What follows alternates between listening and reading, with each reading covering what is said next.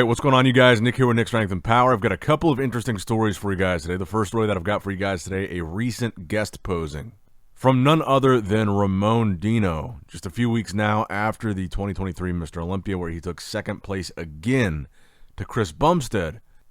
So there's a couple things that people are pointing out about this guest posing. I think number one is the fact that he looks significantly bigger. I think a lot of people point out, particularly in the off season, Ramon is like 250 plus.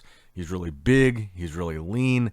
Some say that even though that he got this little boost because the taller guy's got a slight height increase at the Olympia this year, the shorter guy's got a much bigger one.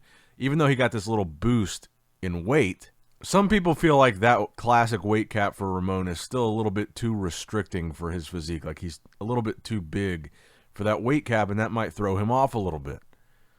And I think what I notice in this guest posing video is he does look a lot fuller. I mean, obviously, he's not in contest shape, so he's going to be fuller. He's been eating. But he looks a lot fuller. His legs look a lot bigger. His arms look a lot bigger. Just overall, I think him with a fuller look, obviously not this full, not off-season full, but he looks better when he's fuller.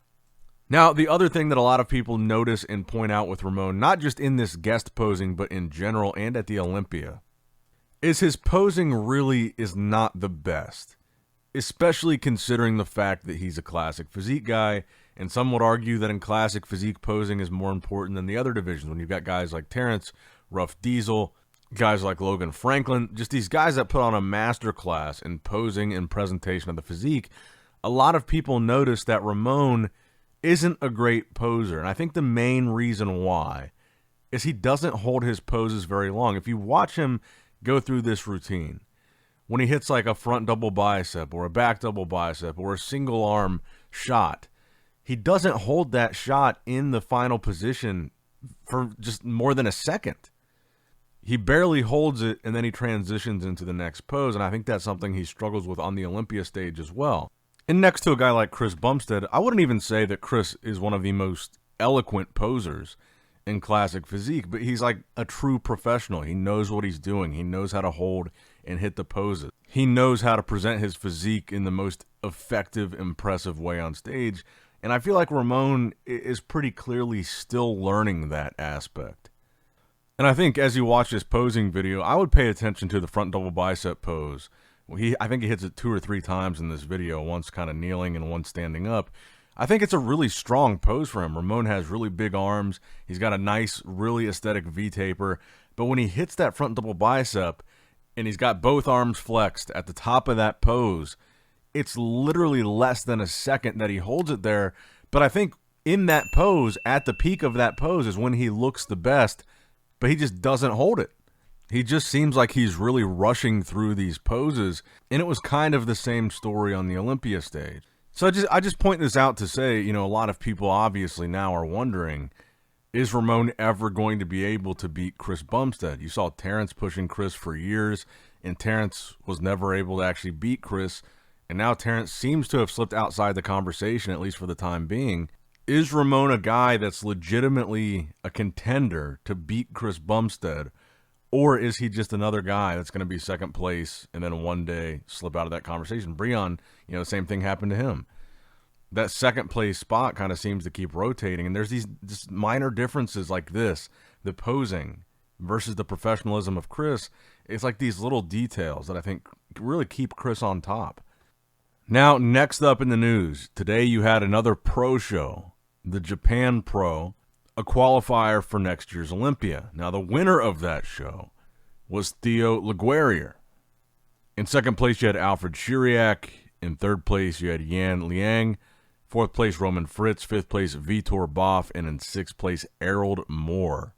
Now, first I want to give them some credit here because the total prize money was $60,000. First place got $16,000 here. And I just like to see that because the minimum prize money is $10,000 for first in the IFBB. So a lot of shows and a lot of promoters, I would say probably the majority, just go with the bare minimum of $10,000 as the first place prize. They bumped it up here by $6,000, something they clearly did not have to do. So I appreciate whenever any of these shows gives the athletes more money. Because I think these guys, it needs to be acknowledged, especially for a Japan show. it's not easy for a French guy like Theo to go there and compete and win. So I think, those efforts should be rewarded. I think $16,000 is a nice little payday. But yeah, frankly, I haven't really seen much footage of this show. I haven't seen very many pictures except what you're looking at here. From what I have seen, Theo looked good. To me, he looked a little bit fuller and bigger than he usually looks. He's usually more of a conditioning guy, really nice shape.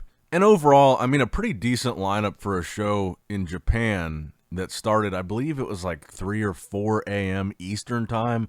So I'm sure these guys were really thrown off with the time change and with the time that the show started. Which, again, is why I appreciate the fact that Theo got $16,000 here. And, of course, the all-important Olympia qualification for 2024. Now, next up in the news, we got a collaboration between Urs Kausinski and Samson Dowda. So I thought this was interesting for a number of reasons. Obviously, Urs is taking the most advantageous angle here. He's standing directly in front of Samson, so you got to take this with a grain of salt. Because what I was going to say here is the same thing that I noticed at the last show that they did, the Prague show. They had a pose down with every division, including Classic, including Open. And Urs came out. He's posing down next to the guys like Samson and these other Open guys. And he didn't even have his tan on. But next to these Open bodybuilders, Urs did not look bad. And he really didn't look small.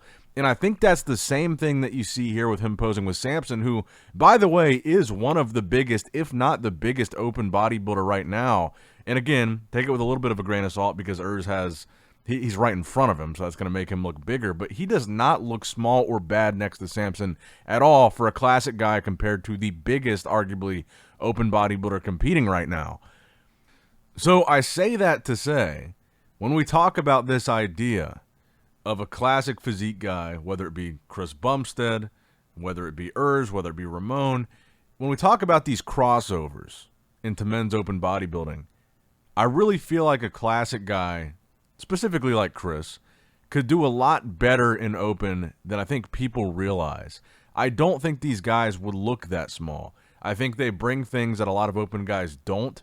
Really good shape, really good lines, really small waist, great flow to their physique. Then you got a guy like Urs that brings crazy conditioning. Even if he's not the biggest guy in the lineup, I don't think he's going to look small, and then his strong attributes are going to make him look even better. And keep in mind, Urs in the offseason last year got up to something like 275 pounds. That's no small guy. So I think, what we just saw this year with Derek Lunsford crossing over, being the first ever crossover champion to win the Open bodybuilding title coming from 212. I don't think that's the last we're going to see of these crossovers. And I honestly don't think they're only going to come from 212. I think eventually we're going to see one of these Classic guys cross over to Open, and we're going to see them do very well. Whether it's Chris or somebody else, I think this is a perfect example of these Classic guys don't look bad next to Open guys at all. And I really like this collab, by the way. I like to see these big-name guys from other divisions collaborating and getting along. I think it's cool to see. Now, the final story that I've got for you guys today, the latest physique update of Rubiel Mascara 1 week after the Prague Pro. The question is, when will we see Rubiel on stage again? Because unfortunately, this weekend's Japan Pro, that was the last Open bodybuilding pro show of 2023. So it likely won't be until 2024 until we see him on stage. I'm assuming he will compete next year and not take a year off. I think he wants to get to that 2024 Olympia, and I think that was the point of him doing the Prague show. But I think at this point, there's really no denying that Rubiel has made a splash in the IFBB, and I think there's no denying that he's a fast-rising star. I personally think, yes, he's a mass monster. He's got some freaky body parts. I do think he's got some imbalance in his physique. I think he's still got some work to do. I think his conditioning is going to need to be better than what we saw here. But those are just nitpicking minor critiques. The reality is he did extraordinarily well here. He beat Nathan Diasha. He was third only behind Crizzo and Samson Dowda, who are two first call-out Olympians this year. This was his pro debut, which he took third just 1 day after earning his pro card, so competing 2 days back-to-back. What he did here was very impressive. There's no denying that. The physique that he brought, very impressive. The size that he brings, very impressive.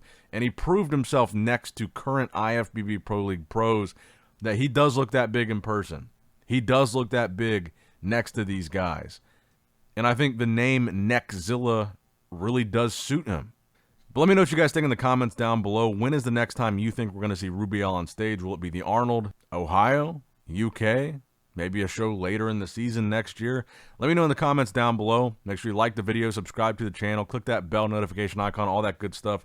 I hope you guys had a great Thanksgiving week if you celebrated Thanksgiving this week. And as always, I love you guys. I appreciate you guys. Nick Strength and Power signing out. All right, guys, don't forget to click that like button and subscribe to this channel if you enjoy the content. Also, check out my Instagram at NickStrengthPower.